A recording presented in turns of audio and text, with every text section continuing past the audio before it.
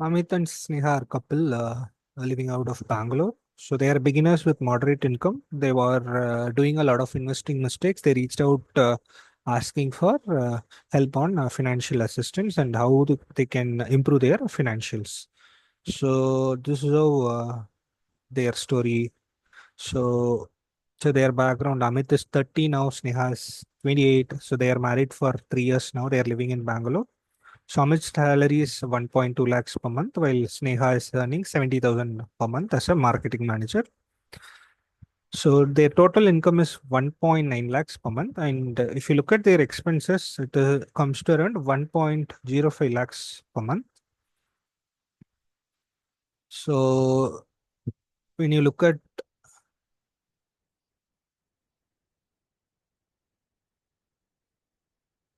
when you look at their rental expense, it is 30,000, monthly expense is 60,000, travel and entertainment 50,000, 15,000, and they have a home loan EMI of 45,000 rupees for a house they purchased in their hometown. So they have 5 lakh savings in fixed deposit, and they have investments in a traditional LIC policy of 1 lakh and a 50,000 rupees in gold ETFs. So here are some of the common questions they have in mind. So they are saying we want to start investing, but we don't know where to begin. So that is one question. And then they also think that we feel like we don't save enough despite earning really well. So they're asking, are mutual funds and stocks better for wealth building? So they are also asking, should we repay our home loan first, as it is a debt and they are paying EMIs every month? And they are also planning for a child in the next 3 years. How do we prepare financially for the child? So these are the questions that are in their mind. So let's break it down one by one and give them some suggestions about how they can improve their finances and focus on early retirement. So first of all, they should have an emergency fund if something happens. Since they work in private companies and with AI taking over so many jobs, you should always have an emergency fund for 6 months of your expense. It should always be there with you in worst case scenario. So an emergency fund is very crucial to cover unexpected expenses like medical emergencies, job loss, or any major immediate requirement. So how to build it? So so I would recommend them to move 3 lakhs from their fixed deposit to a liquid mutual fund. So liquid funds are short-term funds. They invest in short-term bonds, which have a better interest rate when compared to fixed deposits, and it is highly liquid. So they are typically bonds with a 0 to 6 month time frame. We can go deep about liquid mutual funds later. So this is one option where they can increase their returns from their money invested in FD, but at the same time, this is very safe. So invest 25,000 per month on this until they reach 6 lakhs in their liquid fund. So this is your emergency corpus, which you have to build. So there are a few good mutual funds, liquid mutual funds. One is ICICI Prudential. So it is a low risk instant redemption option available. The second one is Parak Parik Liquid Fund. It gives you very good returns, no exit load after 7 days. And Parak Parik, as I have always mentioned, they make sure that your money is safe wherever they invest. They also invest their personal money in all these mutual funds. So your money is more than 100% safe if you invest in Parak Parik liquid fund. So I have parked my money there itself. So the other option is Nippon India Liquid Fund, which has a strong track record. So unlike FDs, they offer high post-tax returns and no premature withdrawal penalties and instant access to money whenever you need it. Let's go to the next step. Okay, before step one, which is liquidity emergency expense, we should have focused on securing by insurance. So we'll have a step zero. They should have a health insurance to protect against medical emergencies. So a bad health insurance expense can cost you a lot of money. It could basically take away all your savings. So I would recommend a 10 to 15 lakh family floater health insurance policy covering Amit Sneha and their future child whenever it is born. So, and then have a top up plan of 20 lakhs for additional coverage at a low cost. So, some of the best plans available are HDFC Ergo, Niva Bupa, ICICI Lombard, Tata AIG, and National Insurance is also a very good option. It has a very good claim settlement ratio and it is a PSU, so you can bank on it. If the claim is genuine, you'll get claims properly. Same as the case with all these players who are good. So always check for cashless hospitalization, whether it is available. So even if you are living in a tier 2 town, so there may be some hospitals where cashless is available. Check with your hospitals. In case cashless is not available, you have to pay the bills yourself and then you have to take those bills and submit it through a third party agent and get your refund from these insurance companies. So that will be a long process. So you also have to check a lot of other things, which we'll see in detail about how to select insurance plan in another video. So now let's go to their investment options and what they can do. So before that, let's also focus on something that is again very important. They should always have a term plan in place.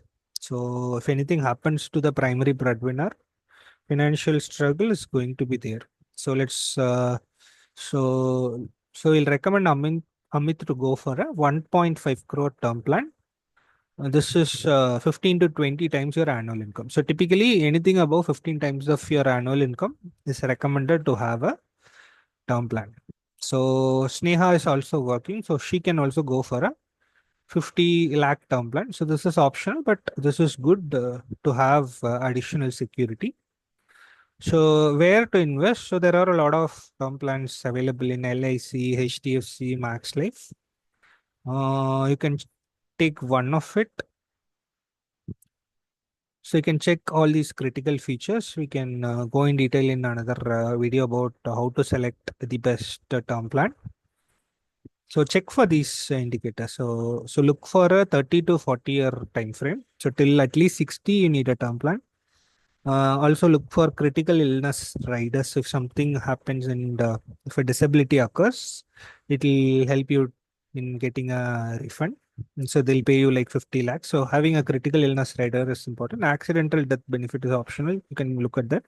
So look for claim settlement ratio. If it is above 95%, it is good. So get health insurance and term insurance before starting your investments and ensure that all your dependents are financially secure even if something drastic happens. So let's go to the next step. They asked about home loan strategy. So should I close my home loan first? So there are all types of debts. So some debts are good debts, some debts are bad debts. For example, a credit card loan is a very, very bad debt. It is charging you 20 to 30% interest, which is not something that is sustainable. So whereas if you look at home loan, the interest rate is just 7%. So there is no need to prepay very quickly.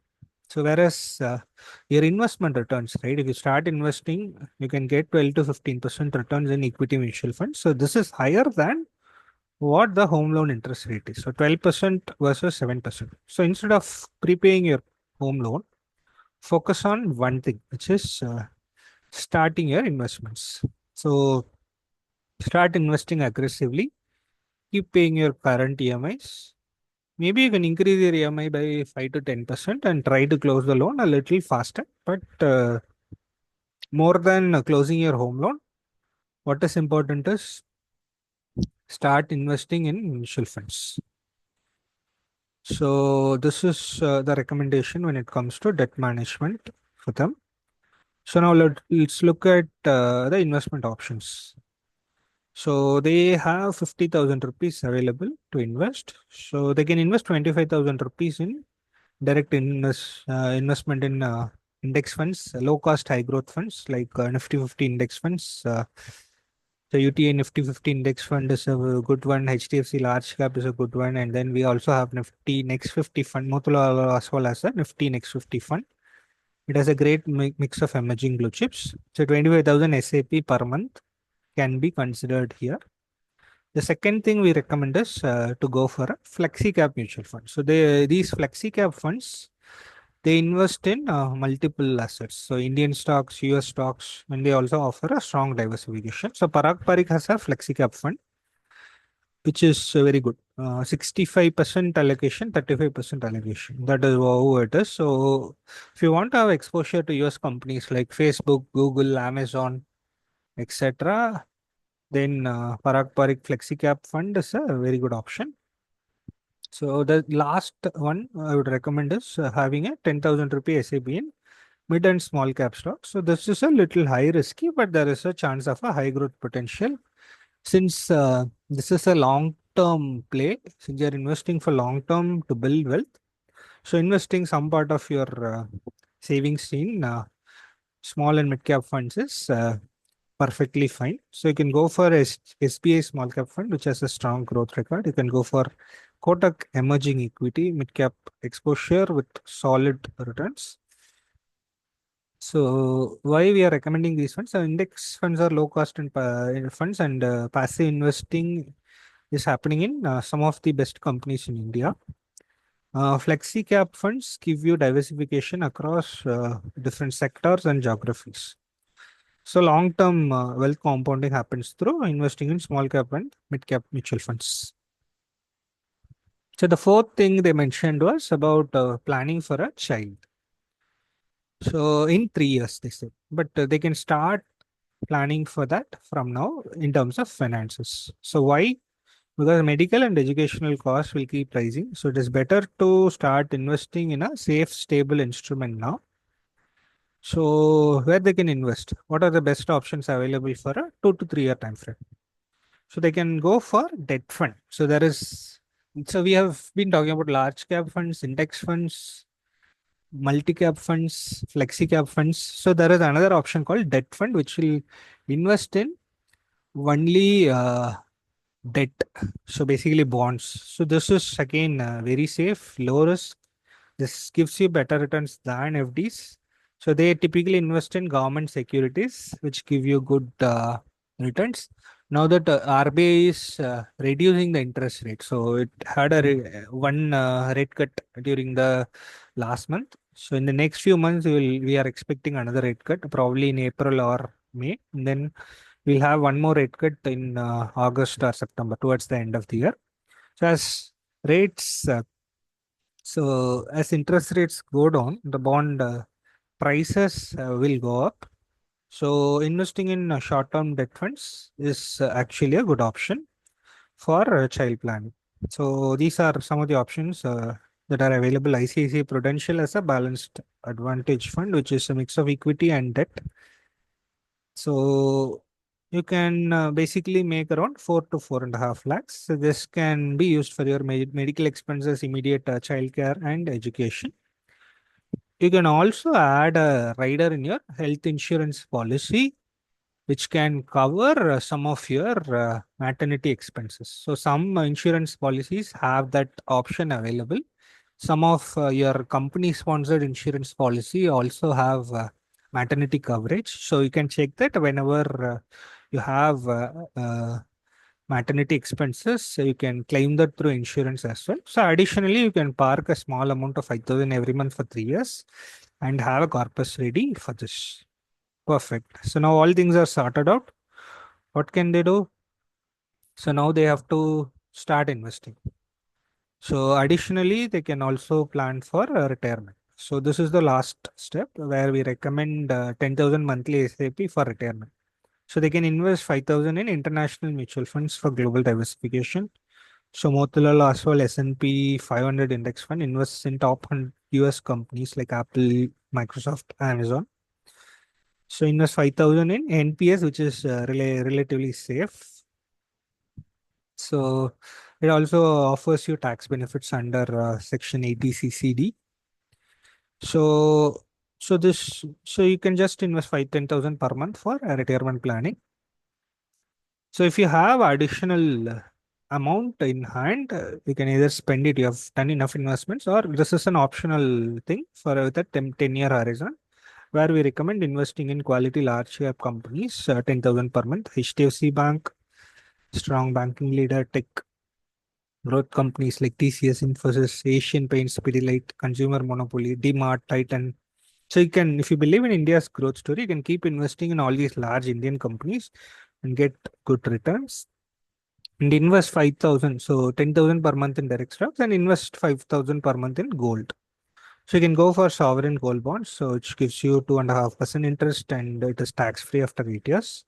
Gold ETFs are other options available where you can directly buy them online. So why gold? Inflation hedge. So if there is a recession, if there is an inflation, gold prices will keep going up. So you can basically sell these gold ETFs. If you, even if you want to purchase gold, you can sell at that day's price and purchase gold. So it gives you diversification to your investment portfolio. So this is how we recommend. So they have a fixed cost of 1.5 lakhs. So they can invest 75,000 per month in SAP, stock, gold, and NPS, as mentioned by us. So have an emergency fund with an SAP of 25,000 till it reaches 6 lakhs. So you can probably achieve this within 12 months. So you take 3 lakhs of your FD amount into your emergency fund. Additionally, you need another 3 lakhs, which can be achieved in 10 to 12 months. So 15,000 expense, maybe you don't have to invest everything. Instead of 75,000, the last few options we recommended are optional. You can probably reduce your investment by 15-20K and spend it for lifestyle and entertainment every month. So you should always have a balance between cost, investment, emergency fund, and entertainment. So this is always something that is very important to have a balanced life, to have a balanced financial. So if Amit and Sneha can follow all these options, they can retire very early. They don't even have to work till 60. That is the beauty and awesomeness of compounding and investing for long term. That is the beauty of SAP. So first they have to fix their insurance plans, cut unnecessary costs, start investing in mutual funds. So they can retire very early. So this is the story of Amit and Sneha. You would have listened to it. They can properly manage their finances and start becoming financially independent. That's awesome. So, do you face any financial challenges? So, what is your biggest financial struggle? Comment below on the video. Let's discuss. If you found this video useful, hit the like button, subscribe for more real life financial case studies. Happy investing.